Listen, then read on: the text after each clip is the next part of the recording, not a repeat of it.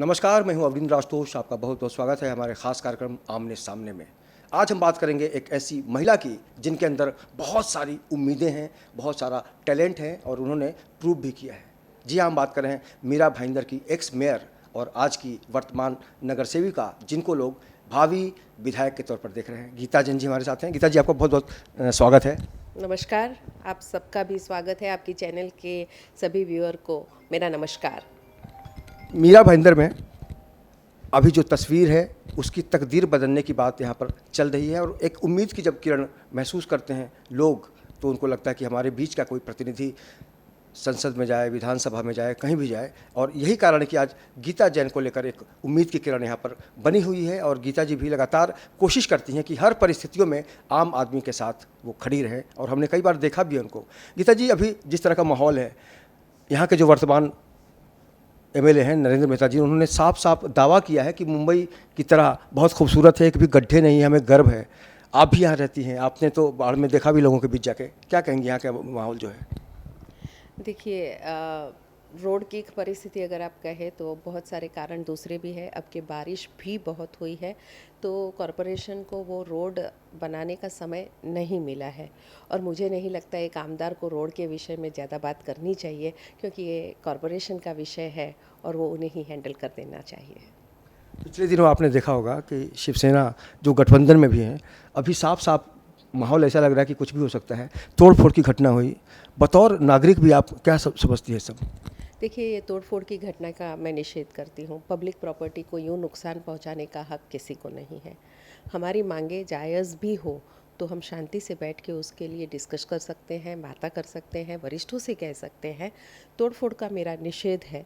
लेकिन हाँ, एक तरफ़ा मांगे, जब एक तरफ़ा काम होता है तो किसी को गुस्सा आना बहुत स्वाभाविक है, पर गुस्से में पब्लिक प्रॉपर्टी को नुकसान पहुँचाना ये बराबर नहीं है। यहाँ की जो जनता है बहुत ज़्यादा जागरूक है और जब जागरूकता आती है तो कहीं ना कहीं से लोगों का भी, एक जनप्रतिनिधि का भी योगदान होता है। गीता जी को लेकर यहाँ की जो जनता है बहुत ज़्यादा आशान्वित है, उनको क्या कहना चाहेंगे? मैं अपनी निष्ठा से पूरा प्रयत्न करूंगी कि आपने जो मुझसे आशाएं लगाए रखी है, आपका जो विश्वास मेरे पे बनाए रखा है, उस विश्वास को मैं कभी ना तोड़ूं।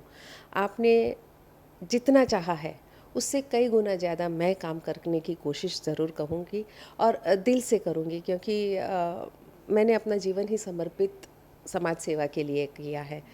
इसलिए लोगों की आशा को कभी निराशा नहीं मिलेगी, ये आपके चैनल के माध्यम से मैं लोगों को आश्वासन देना चाहती हूँ।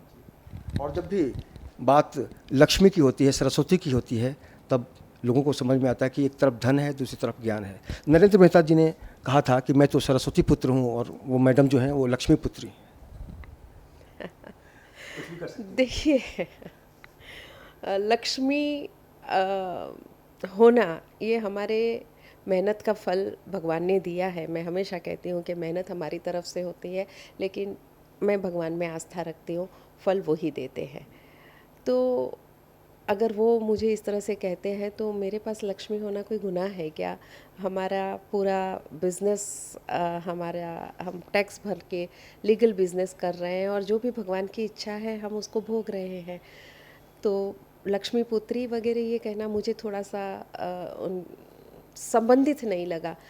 मैं समाज सेवा के फील्ड में हूँ और अगर वो मेरे बारे में इसलिए बोलते तो मुझे बड़ा अच्छा लगता कि लक्ष्मी पुत्री की होने के बावजूद ये लोगों के बीच में है और सेवा करने की जो उनकी मंशा है उसके लिए अगर बोलते तो मुझे बड़ा अच्छा लगता। और सरस्वती पुत्र किसे कहते हैं मुझे नहीं मालूम। मैं उस पर कोई टिप्पणी नहीं करना चाहूँगी कि वो अपने आप को किस तरह से सरस्वती पुत्र कहते हैं। और आज जिस तरह से पूरी दुनिया को पता है कि प्रधानमंत्री नरेंद्र मोदी जी कितने एक्टिव हैं, उन्होंने कहा कि भारत में अभी सिर्फ विकास की चर्चा होती है।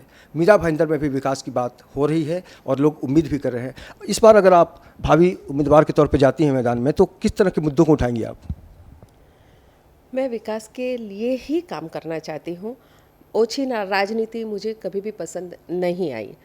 तो विकास हमारे मीरा भाईंदर में, जबकि यहाँ पॉपुलेशन इतना बढ़ रहा है, मुझे लगता है कि फास्टेस्ट ग्रोइंग सिटी आप देखेंगे तो मीरा भाईंदर है, क्योंकि मुंबई से बिल्कुल सटा हुआ है और यहाँ काफ़ी कम कीमतों में घर भी मिल जाते हैं और इसलिए लोगों का यहाँ अविरत आना जारी है। पर उस हिसाब से हमारा इंफ्रास्ट्रक्चर अभी तक रेडी नहीं है। हमारे यहाँ बहुत सारी ऐसी पुरानी बिल्डिंग है जो ग्राम पंचायत काल की है, उसकी रीडेवलपमेंट पॉलिसी अभी तक हमने बनाई नहीं है, क्योंकि ये दो चीज़ें होना बहुत ज़रूरी है हमारे यहाँ। 12 लाख की 15 लाख की हमारी पॉपुलेशन और हमारे पास एक अच्छा कॉलेज नहीं है, लोगों को अफोर्ड हो वैसा स्कूल नहीं है, बच्चों को खेलने के लिए मैदान नहीं है। एक स्पोर्ट्स कॉम्प्लेक्स बना है 12 लाख की बस्ती के लिए, शायद वो काफ़ी नहीं है। इसीलिए हमारे बच्चे न कहीं ओलंपिक्स में दिख रहे हैं, न कहीं नासा के कोई प्रोग्राम में दिख रहे हैं, न इसरो में दिख रहे हैं, क्योंकि हमारा वैसा यहाँ इंफ्रास्ट्रक्चर ही नहीं है। इन शॉर्ट कहूँ, मैं हर बार कहती हूँ, बहुत बार मुझे लगता है कि हमारे यहाँ मीरा भाईंदर के शहर के लोगों ने बड़े सपने देखना ही छोड़ दिया है। मैं चाहती हूँ कि हमारे लोग भी उन बड़े सपनों को देखें, अपने बच्चों के भविष्य के बारे में सोचें। मैं चाहती हूँ कि हमारा भी यहाँ का नागरिक अपने बच्चों के लिए गर्व से कह सके कि मैंने ये अचीव किया है। तो वो बड़े सपने देखना लोग चालू करें, उनको मैं दिखा सकूँ और उन सपनों को पूरा कर सकूँ, वो चाहती हूँ मैं। और मैडम, इस बार बहुत सारे जो बच्चे हैं पहली बार वोट देंगे आपको, तो उनको क्या कहेंगे? क्योंकि बहुत सारे लोग हैं जिन्होंने महसूस किया कि विकास को ही ध्यान में रखना चाहिए। बिल्कुल, मैं आज के यूथ से बहुत आशान्वित हूँ। वो जानता है, बहुत क्लियर माइंड है उनका। शायद उनकी उम्र में हमारा उतना क्लियर नहीं था कॉन्सेप्ट जितना आज का यूथ एक्टिव है। अब वो सोशल मीडिया के ज़रिए, एफबी के ज़रिए, कोई भी ज़रिया हो, लेकिन आज के यूथ को शहर में क्या हो रहा है वो सब पता है। और इसीलिए मैं उनसे कहूँगी कि उनके भविष्य की मुझे चिंता है। आपका भविष्य अच्छा हो। एक बच्चा जब सुबह इतनी गिरदी, इतनी रश में, ट्रेन में सिर्फ पढ़ने के लिए वहाँ जाता है, तो मेरा दिल दुखता है कि क्यों नहीं हमारे शहर में ऐसी कॉलेजें हो सकती, ऐसी यूनिवर्सिटी हो सकी कि हमारे बच्चे को इतनी यातना न सहन करनी पड़े। क्यों नहीं हमारे बच्चों को खेल कूद में इतने साधन मिले कि हमारे यहाँ से भी एक सचिन तेंदुलकर, या क्यों नहीं हमारी बच्चियों को लता मंगेशकर, आशा भोसले जैसा स्वप्न देखने की छूट मिले। ये सब चीज़ें मैं बहुत दुखी होती हूँ आज के यूथ के लिए कि हम उनको वो दे ही नहीं पा रहे हैं जिनके वो हकदार हैं। और इसीलिए मैं उनसे अपील करती हूँ कि आइए हम शहर को वो सब देने की कोशिश करें जो अभी तक किसी ने सोचा भी नहीं है। बिल्कुल। और हम तमाम दर्शकों की तरफ से आपको शुभकामनाएं देना चाहेंगे कि आप जैसे जनप्रतिनिधि अगर क्षेत्र में काम करते हैं तो निश्चित रूप से विकास का जो मुद्दा है वो और भी मजबूत होता है। और जिस तरह से गीता जी ने अपने कार्यकाल के दौरान लोगों के बीच जाकर अपना श्रमदान दिया है, अपना योगदान दिया है, ऐसे में उम्मीद की जा सकती है कि बहुत जल्द बतौर भावी विधायक हम इनको क्षेत्रों में देख पाएंगे घूमते फिरते। क्या कहेंगे इस बारे में भावी एमएलए? आपकी शुभकामनाओं के लिए बहुत बहुत धन्यवाद।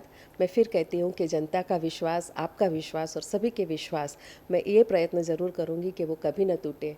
आपकी जो आशाएं हैं उससे ज़्यादा काम करने की मैं कोशिश करूँगी। मुझे एक मौका ज़रूर दे। बहुत बहुत धन्यवाद। जय हिंद, जय भारत, जय महाराष्ट्र।